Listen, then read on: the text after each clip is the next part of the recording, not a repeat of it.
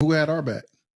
Who been fighting with us? And every time we did fight, they made it look like we were being thugs and bullies and tearing up the place. But that wasn't us.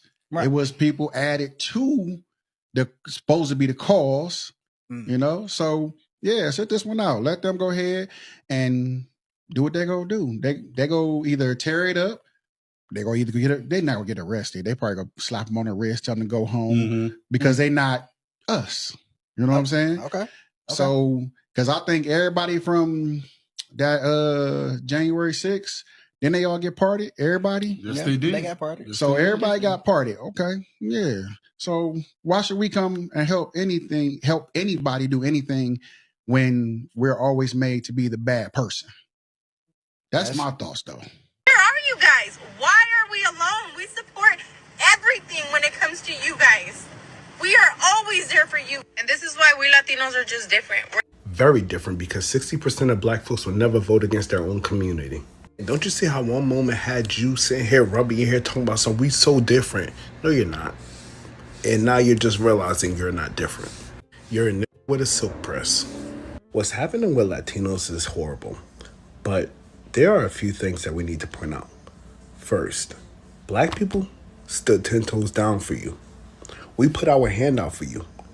And more than half of your community said nope and closed the door on their own people because they thought they had safe citizenship in this country.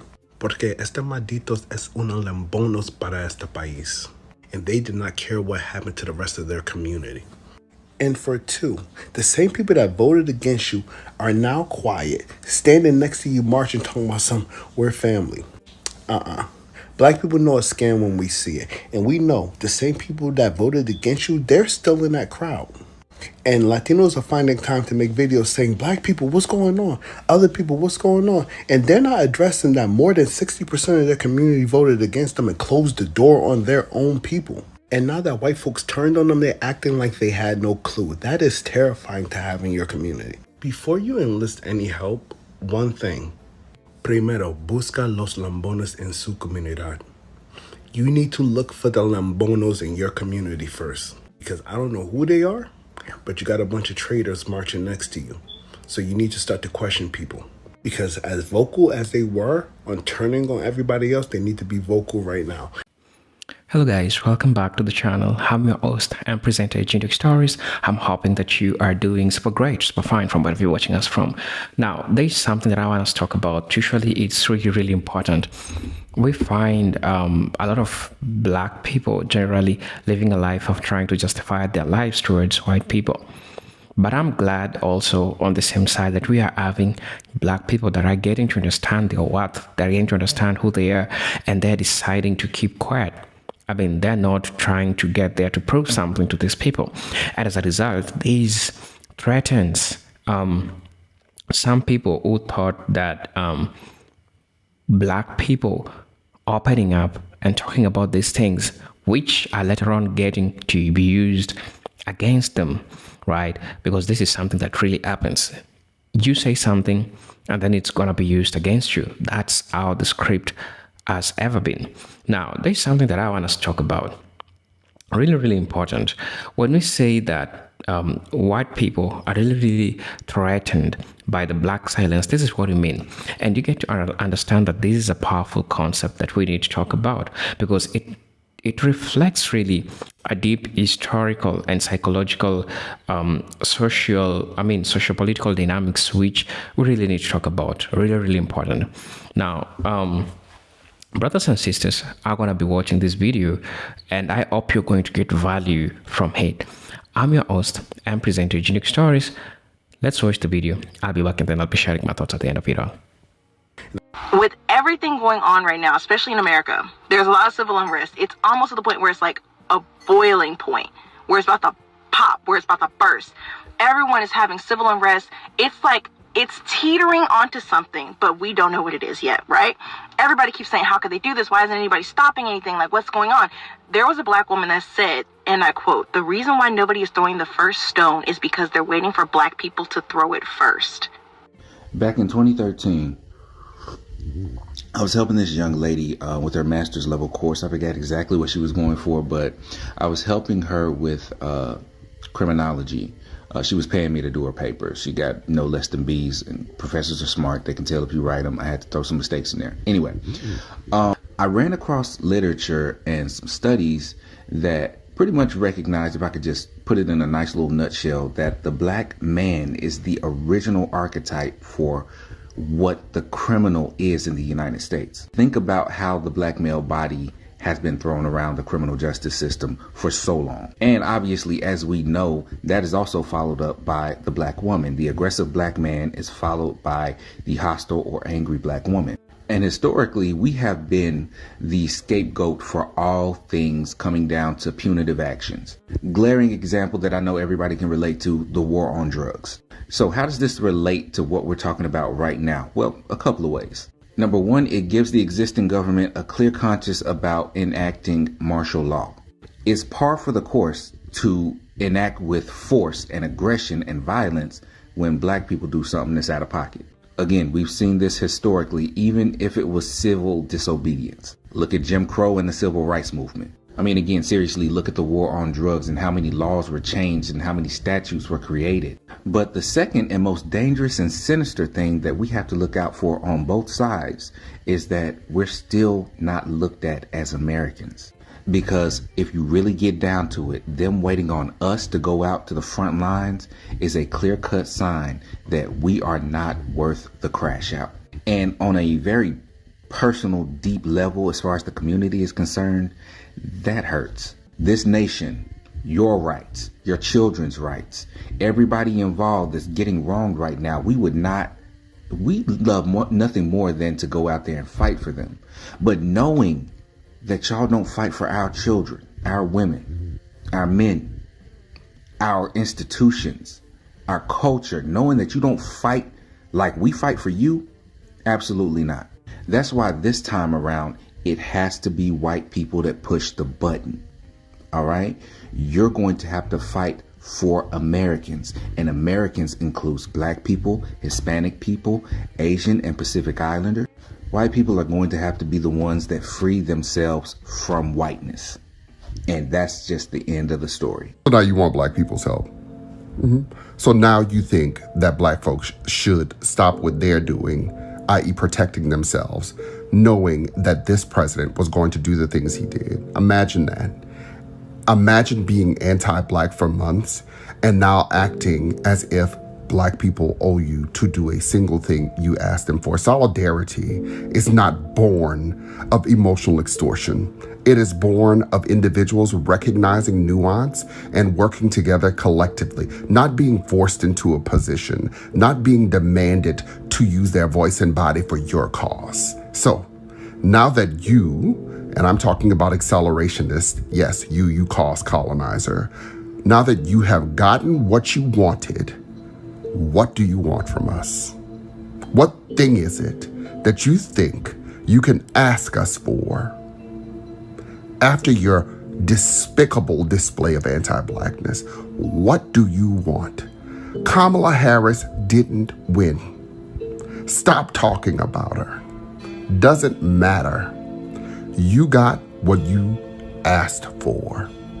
There is no solidarity to be had with a person that would rather destroy civil rights legislation fought for in this country through blood, sweat, tears, and lives by black people and allies. Like literally, you all have lost the plot. So one of my coworkers asked me, Asia, are you gonna be out there tomorrow? Talking about for the protest. I said, no ma'am, I won't. I won't, but I support, I love. And she was like, why not? And I was like, see, here's the thing. My protest has to look different because once black people show up to a protest, it becomes a riot. And it was like watching her do American math in real time. Because she was like, well, it's not going to be a riot. But I said, when black people are involved, it goes from a simple protest to a riot that must be stopped. She was, I could see the wheels turning. And she was like, oh my God, you're right. Somebody's got to say something. I said, yeah, we have tried. The somebody has to be someone else. And in my head, I was like, yeah, I know. So I won't be there. But I'm totally for you. Enjoy. I made a video talking about the problems with Gen Z not being involved in the protests that happened. And in addition to that, it's especially worrying because of this trend of Gen Z being more conservative than millennials. And in response to that, I got a couple of comments along these lines referring to the fact that Black women mostly didn't show up to the protests, but they did so mostly for their own safety. And the thing that I have to say about that is, first of all, I completely understand why they didn't physically show up to the protests. No, they shouldn't have to. But I want to be so absolutely clear with everyone that just because Black women were not at the protests does not mean that they weren't involved. Because my friend and I are both comment on political topics like this, and we live streamed the entire protests. And I don't think that it's a coincidence that the majority of people watching and commenting on those protest videos were Black women. The Black women that didn't go to the protests for, mind you, safety reasons, because police tend to treat people who are protesting while you're being a person of color much differently. Black women still stayed informed, stayed engaged, and showed support and solidarity with the people who were out there protesting. So I hope that clears some things up. The issue on Gen Z not being as progressive as millennials and not showing up, I kind of view that as a separate issue. And if you are a Black woman, yeah, that doesn't apply to you for not showing up. But I do think that it's still something that we should all be more aware of, that Gen Z is more conservative than millennials. So yesterday, Bernie Sanders held a rally. A May Day rally in Philadelphia. It was a rally for workers, migrant workers, for immigrants, basically anybody who was against the administration and Trump, right? Amongst the thousands of people that were there in protest, thousands of white people, by the way. Thousands of white people, by the way, right? There were about 70 people arrested. Guess what? Majority of those people that were arrested were the few Black people who were out there. Although I have personally stressed time and time again, please do not go out into the roads, don't go in the streets, do not protest, because I have a feeling you will be sought after. Although I have preached this multiple times on my platform, there's still some of us who feel passionately enough and want to go out there. And so they did. And because of that, they were arrested. And a lot going on behind you.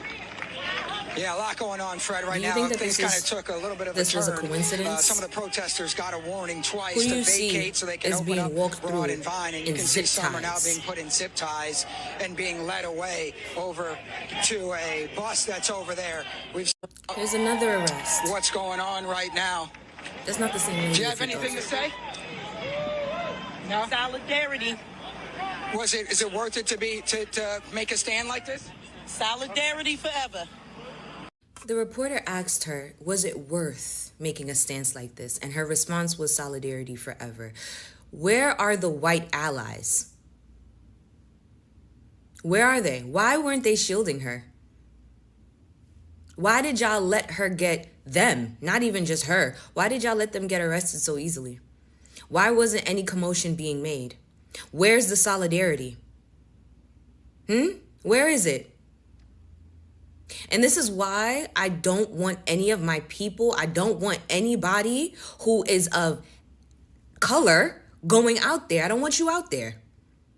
I don't want you out there because we will say solidarity. We will ask for peace. We will ask for union. But then when we expect for it to be returned, crickets. Fucking crickets. And don't tell me, oh, why you gotta make everything about race.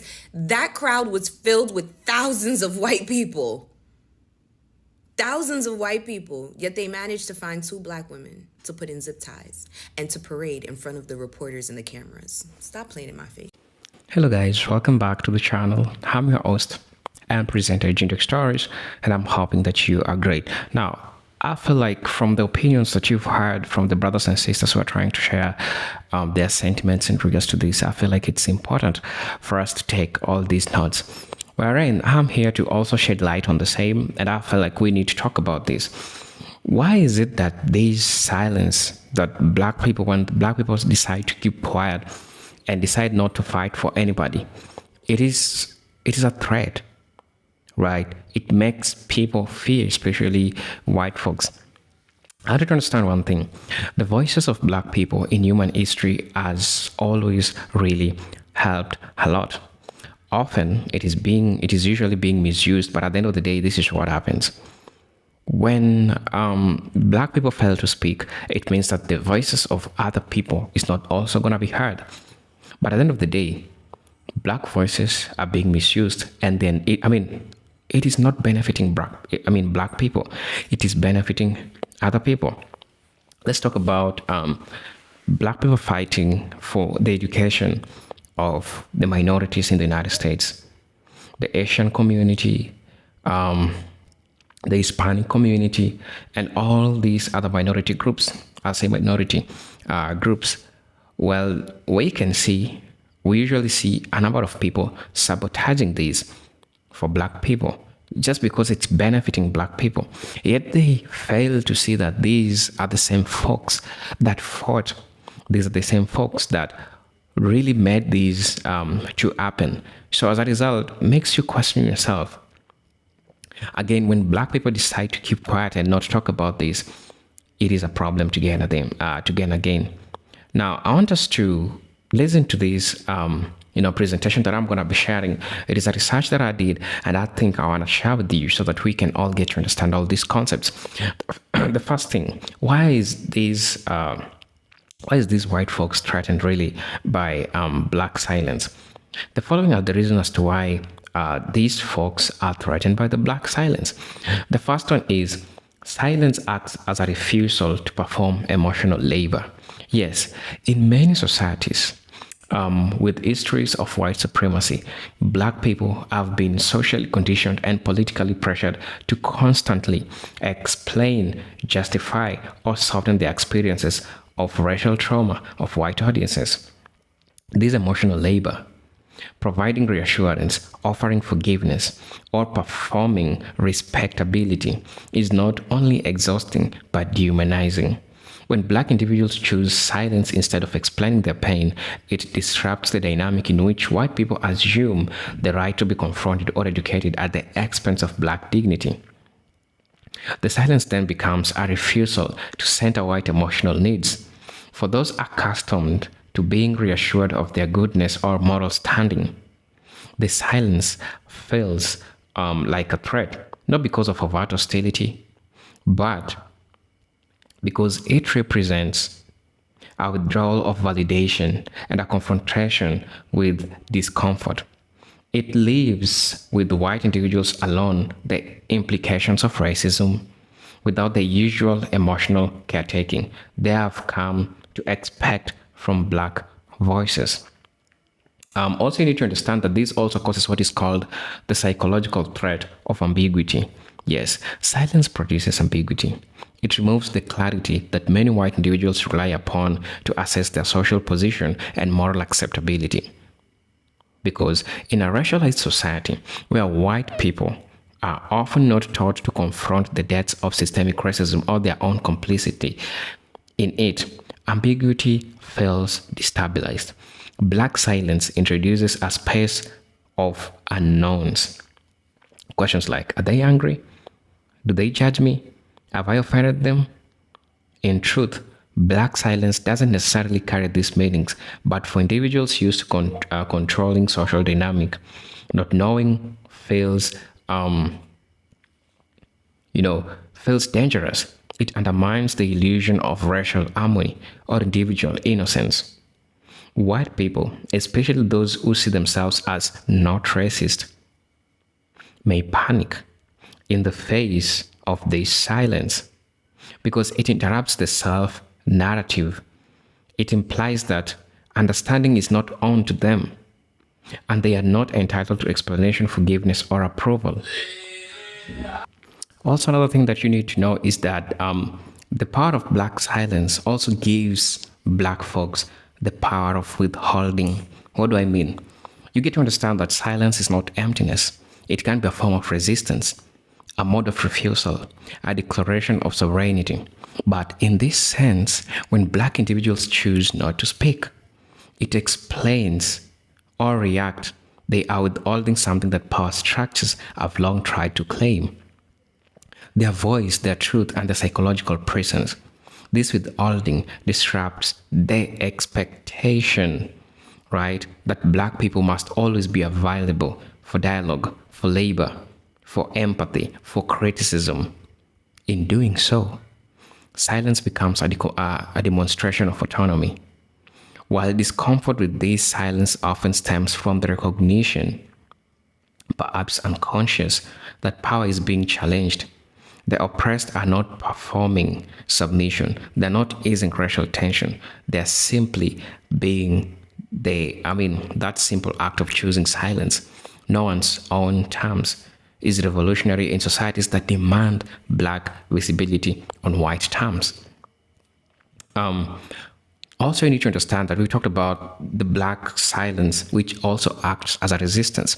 You also need to understand that it also acts as a resistance when it talks about historical echoes. Now, there has been long, powerful tradition in black history where silence itself served as a resistance, and I think you need to know that. During slavery, silence among the enslaved was sometimes used to mask rebellion, protect each other, or preserve inner dignity against the dehumanization of labor. In the civil era, silence was used strategically. Moments of dignified refusal to respond to insults or, brutality became visual counterpoints to the aggression of the state. In today's context, this historical memory still resonates. When black individuals refuse to speak, white anxiety may be triggered not only by the present moment, but the inherited fear that silence precedes resistance, that it signals an interior power that white society cannot penetrate or control. The fear isn't just about what is being left unsaid. It is about what silence might mean for the balance of power. Also, another thing that you need to understand is the collapse of the savior complex. This is being killed by the black silence. Many well-meaning white individuals, especially liberals, carry a subconscious white savior complex. Their desire to be seen as allies, helpers, or good people in the narrative of racial justice. But when black people remain silent, especially in response to questions, apologies, or discussions about race, it denies the expected performance of gratitude or approval. The white savior complex deepens on a visible reaction like thank you, a sign of healing, a confirmation of their roles as redeemers.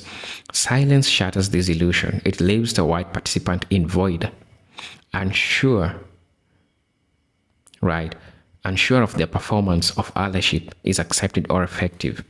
In that void, the savior complex collapses, and with it comes the realization of being good is not something that can be extremely affirmed.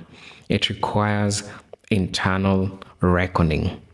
This collapse feels threatening because it reveals that racial justice is not about white feelings, but about systemic change that may not include white affirmation at all.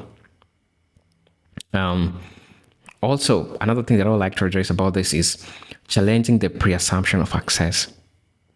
One of the more subtle forms of white privilege is the unspoken belief in access to space, to opportunity, and even to the emotional and intellectual lives of black people.